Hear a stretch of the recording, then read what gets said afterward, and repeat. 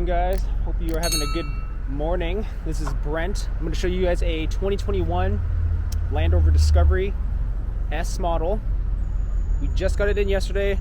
Had it sent through the shop so I could actually show it unlocked and everything activated. I'm going to flip you guys around.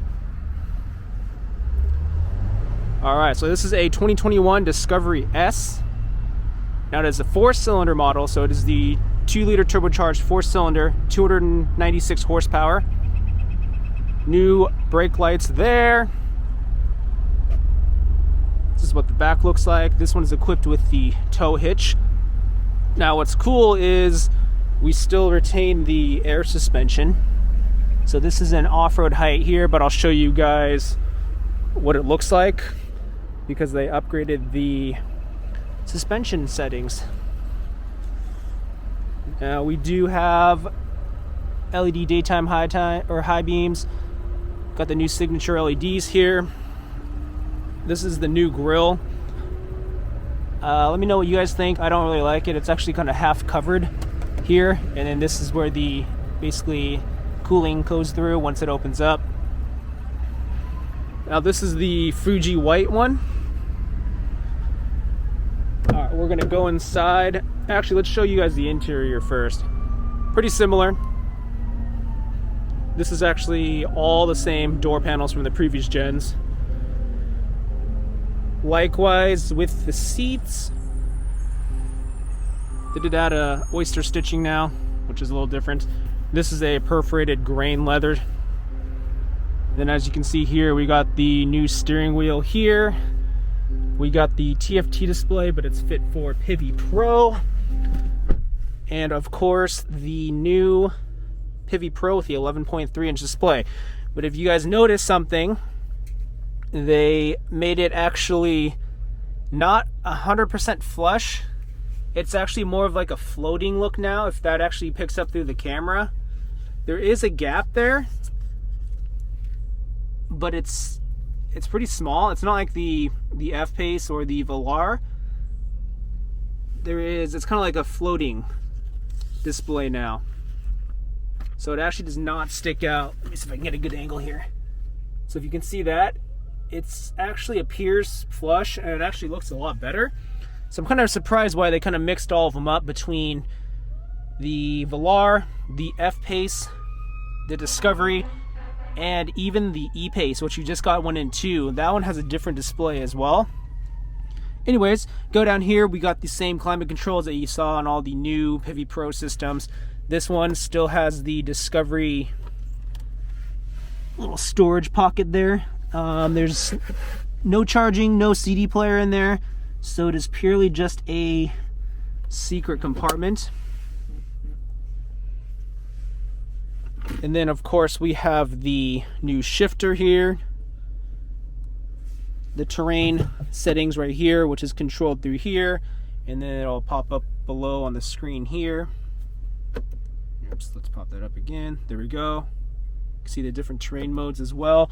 What's kind of funny is those are dead buttons because they're not optioned out, but you can actually see there we go, right there. You can see an EV button for the, I'm assuming the plug-in hybrid, but it's not out yet.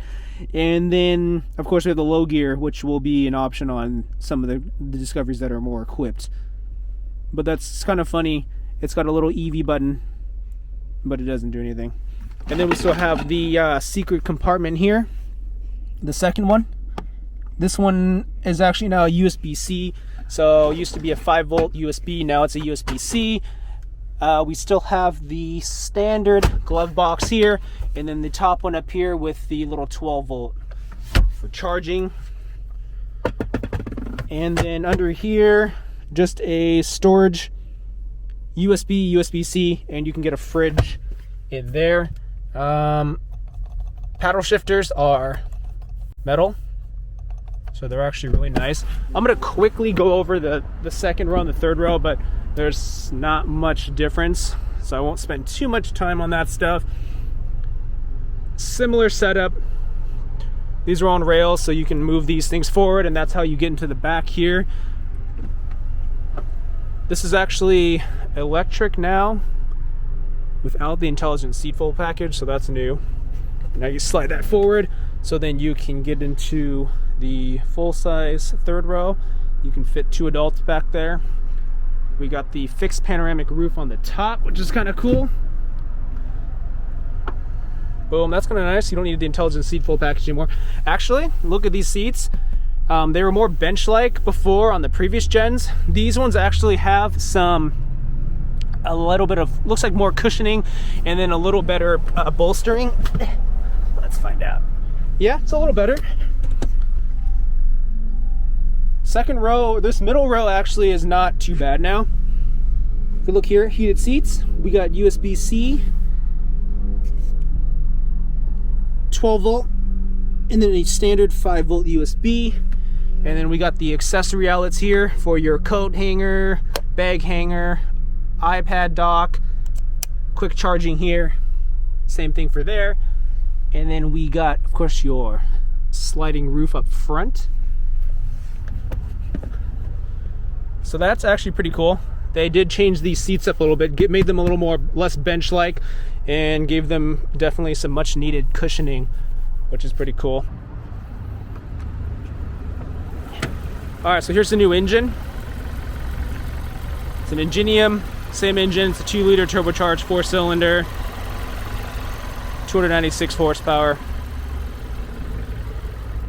I am going to show you kind of a first impressions of how this vehicle drives. Actually, we're going to flip you over here because I want to show you this air suspension settings here. Vehicle. So this is actually how you control the air suspension now. I mean, for the most part, it's automatic when you're just driving around. But we are going to...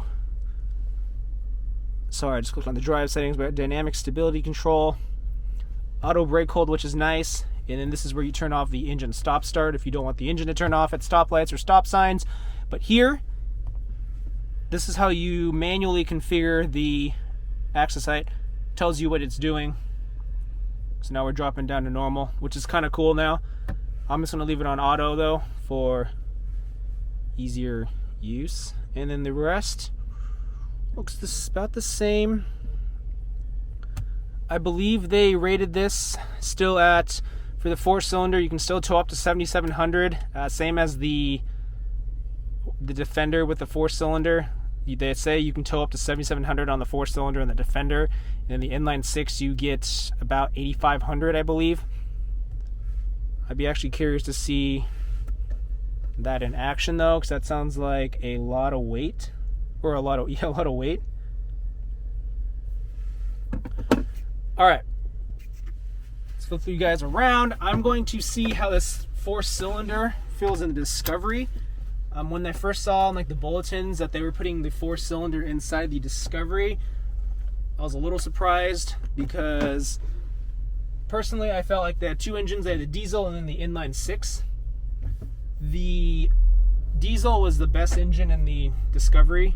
It just felt the best drive-wise. The V6 was all right, but definitely not my number one choice. So now they have no more diesel. They're doing the 4-cylinder and then the new inline 6. But I think the inline 6 is going to be fine because it's a lot more torque here, and it is actually a really nice engine. So this 4-cylinder,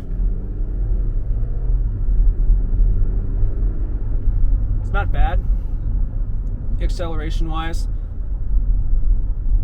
I imagine it's going to be a good option for people who don't necessarily care what engine they have and still want, you know, the better gas mileage, because they estimate this at about a 19 in the city and 22 on the highway, which is not that bad. I mean, you got to take into account it's a heavy vehicle. The pickup is pretty good. It's easy to get up to that 35-40 range. It's nice that you can get an air suspension setting on the 4-cylinder now.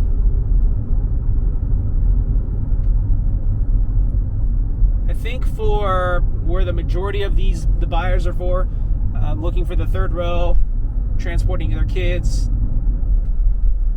athletic gear, that kind of stuff, or if they're going, you know, ski trip, road trip, family trip, this would be a good cruiser and a good all-around family vehicle. It's pretty solid on the road too. So all in all, it feels, you know, pretty similar actually. That new hill hold and brake hold's pretty nice. I want to flip you guys around so you can kind of see the interface. Hill hold, brake hold. Just press on the gas and it'll resume.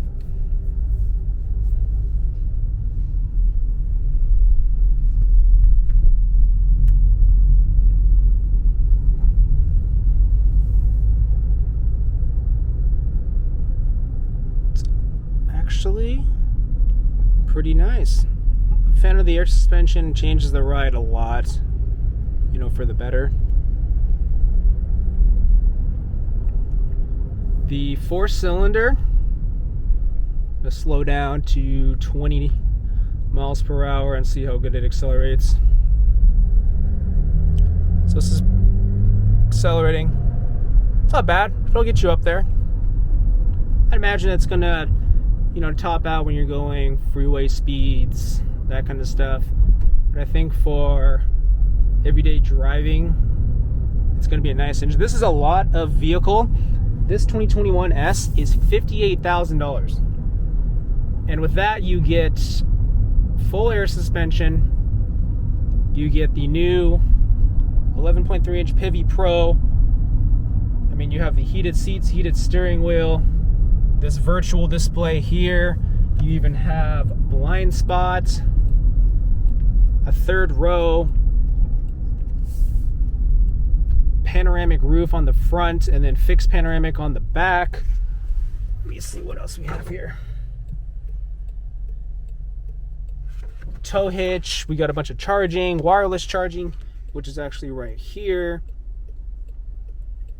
So for $58,000, you get a really capable SUV, a big SUV, and it still has, you know, a lot of options on it. You still get leather and everything.